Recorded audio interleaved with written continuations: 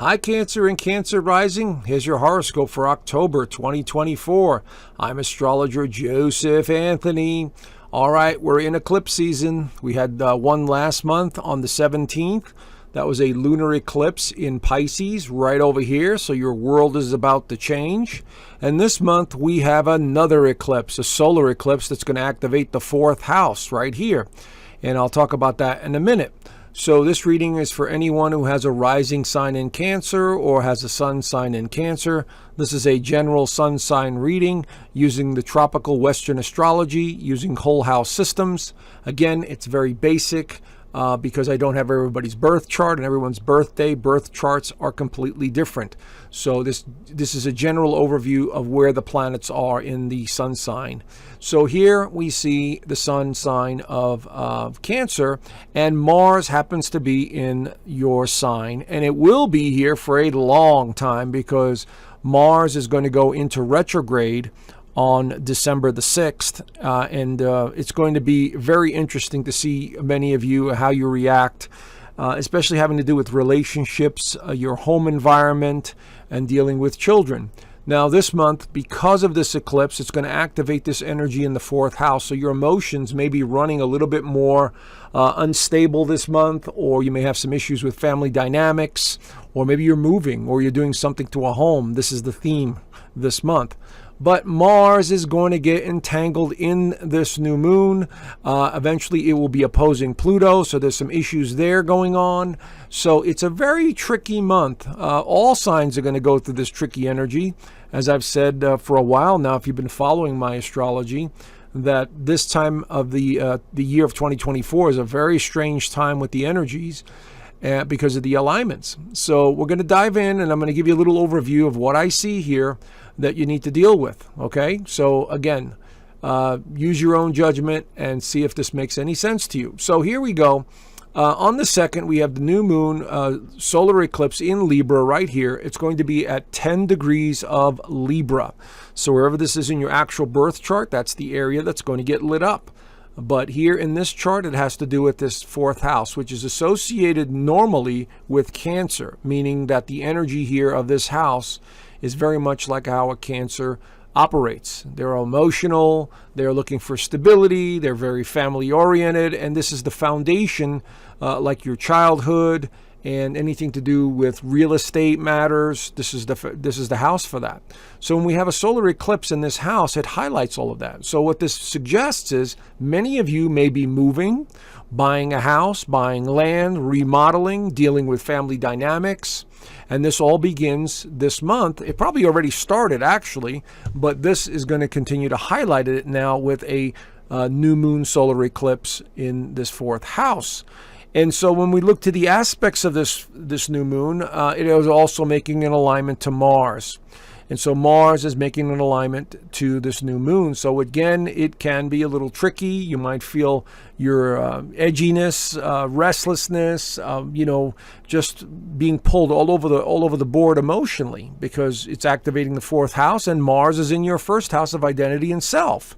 Now, Mars does not work too well in Cancer. Mars is a get up and go, I got to take charge, and Cancer is more emotional and moody, and it likes things to be more secure, and it's tough dealing with emotions when Mars is in Cancer. And everyone's going to be feeling it. I'm just saying, because it's in the first house of identity and self, you may be questioning yourself a whole lot more. Where am I going? Where do I need to move?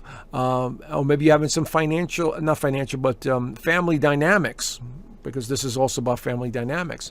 So this new moon is really going to activate some very interesting things for many of you. Now, Mercury is in the picture here, as you can see. So Mercury is all about communication. So there's important conversations to be had here, either with a child, a family member, or a loved one, a romantic loved one. And so this is going to be important. The other aspect that's being made is to Saturn right here, 14 degrees. And this is what's called an inconjunct. So be realistic about your expectations around this new moon, because this one will be kind of sobering, or a need to be aware of your situation. Okay, so don't make any hasty decisions if you could avoid it. I would suggest at this time, because you may have to make a couple of decisions regarding a home life or something to do with a partnership, a relationship, or a child. And that's what this new moon opens up. Now, this is not just a one-day thing. Solar eclipses, like lunar eclipses, could last up to a year, but most powerful energy is usually around that event and the first 6 months. The first 3 months and then the 6-month mark, the energy starts to get really intense. So look for events to change in this area of your life. Jupiter goes into retrograde mode in Gemini for the first time since arriving in this sign back in May. And so here it is in stationary position. Not a big deal. This is about reflecting on the past. And so as it goes retrograde, and it will stay retrograde all the way till February 2025, you'll be going down memory lane. You'll be very nostalgic. You'll be thinking about a lot of things from the past, because this is a doorway to the past. On the positive side, this could bring back something special for you in terms of spirituality, mysticism, conversations that you need to have with someone that you really care about, playfulness, or maybe you're returning to a project or a situation that you need to focus on your attention on writing or self-expression of some kind, like writing a book. This could be the theme here with this Jupiter going retrograde for the next few months. All right. We also have Pluto going direct. Finally, Pluto is making its way in direct motion. Here it is in stationary position, and will start picking up speed, and then eventually will enter the 8th house on November the 19th. But before it does that, it's going to run into some planets and cause a little disruption. And now this is about clarity with relationships and partnerships, and sort of understanding where you're sitting, where you're at. And again, it has a lot to do with this eclipse over here as well. And so you'll find yourself really pondering your next move with regards to a relationship or your sense of purpose and direction and the people you want in your life. One of the issues that Cancers have, and Cancer rising, is they hold on to people too long. Because they're looking for security. They're looking for somebody to protect them, or you to protect others, And so you hold on to people way too long because of fear of change. So this Pluto has been really, since 2008, has been shifting things around for many of you. So it'll continue to do this until it enters the 8th house, and then that'll take hold for the next 19, 20 years, and it'll change the dynamics in that 8th house. Mercury squares Pluto actually on the 12th and 13th. So here's Mercury communication squaring Pluto at 29 degrees. So this is suggesting, again, watch for arguments, disagreements, anything to do with a partnership or relationship. That you might get into some friction around this time. And there's heavy friction coming in around this time, the 11th, the 12th, the 14th, and then again around the full moon, which I'm going to talk about in a minute. So this is about communication, and Libra's about partnerships, and it's squaring Pluto. So maybe you have to have that important conversation where somebody has to move out, or somebody is no longer, welcomed in your life. And so the energy now is starting to put a little pressure on you for some form of change. And that is double when on the 14th, Venus opposes Uranus. This could be big surprises in the mix. So here we see Venus, which is about partnerships and relationships, in Scorpio, which is in your 5th house. So it could pertain to something to do with a creative project, one of your children, a loved one. And then on the opposite end, we have Uranus, unpredictable wild card Uranus in the mix. And so this is a total wild card, very disruptive energy. And so you may be in for some surprises beginning on the 11th all the way through about the 20th, having to do with what people say to you, or, revelations that you about other people. You're like, oh my God, I didn't know that about them, that kind of energy. And so we're definitely seeing some very tricky energy here coming in to this time of the month. The full moon doesn't help much either. On the 16th into the 17th, it's a full moon in Aries, which is all about conflict and the self. It represents the self. So it's going to be at 24 degrees, opposing the sun at 24 degrees. There's the opposition symbol. But at the same time that's happening, let's look at Mars over here. Mars is at 22 degrees of Cancer, also opposing or beginning to seriously oppose Pluto. So we have a giant cross, a grand cross that we're seeing here that is either putting pressure on you in the home life, or something to do with a relationship, or a job, because it's the 10th house, or career. And there's still sudden surprises here with Uranus and Venus opposition. So we're seeing a lot of heavy, weird energy. And this is why I said at the beginning of the year, we're going to have all this weird energy in the fall. And here we are, right up against it. And so this could also be something outside of your control, like the political nonsense that we're seeing, or some events that take place that draw our attention away. And so this could be something external as well in how we deal with it. But there is heavy pressure coming in around this time. Now, Venus enters Sagittarius on the 17th, late in the day, and so now it enters your 6th house. And Venus in the 6th house has a lot to do with service to others and wanting to, make yourself better in some way, whether you're exercising or taking care of your health through eating habits, or maybe even wanting to travel for work, because that would also symbolically represent Venus in Sagittarius. But the 6th house, generally speaking, is about your daily routine and doing things for others and caring for others. This is also the house of pets. So you might find yourself being more drawn to animals, such as horses, because Sagittarian rules horses.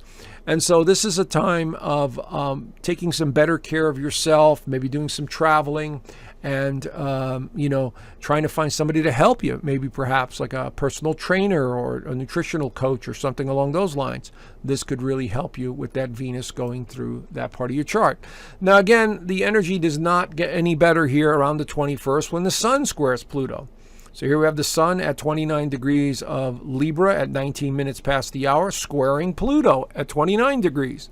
So once again, we're seeing some conflict, something irritating, frustrating, and Mars is getting tighter into the orb. So here it is now at 25 degrees, and it's getting tighter and tighter.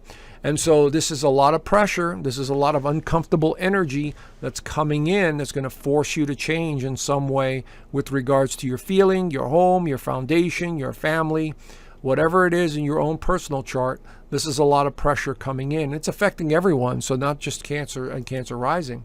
Sun enters Scorpio on the 22nd in your 5th house. Now, this is where you could find some resolution, because the Sun going through Scorpio is very intense and passionate, but it's in the 5th house of creativity.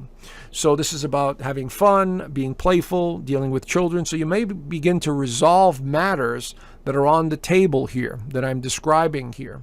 And so you'll have to see, where it is in your own personal chart. But again, this could be helpful. You could be, wanting to understand things and fix them. Now, last but not least, the month gets rounded out by this Venus square Saturn right there.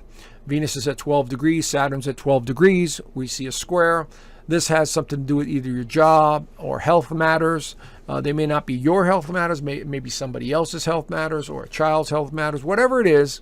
Again, this is a very general reading. The energy leaves the month with this unstable friction as Mars continues to get closer to the alignment with Pluto, as you can see here. So something is gnawing at you, or that needs to be resolved, and it has a lot to do with the astrology this month. Okay, so family dynamics, children, health matters, or job and responsibility, and partnerships, and yourself and partners getting into the mix. So these are the themes that I'm seeing here, and this may cause you to move or change residence or have somebody move out, and that's what I'm seeing here. All right, so there you have it, Cancer. It's a little tricky this month. Do the best you can, and if you need some support, some moral support, and some sanity, join my free community. It's totally free. We do astrology in there. We discuss things. We interact. And I think you might enjoy it. Anyway, do the best you can, Cancer and Cancer rising, and I will see you guys next month. Bye for now.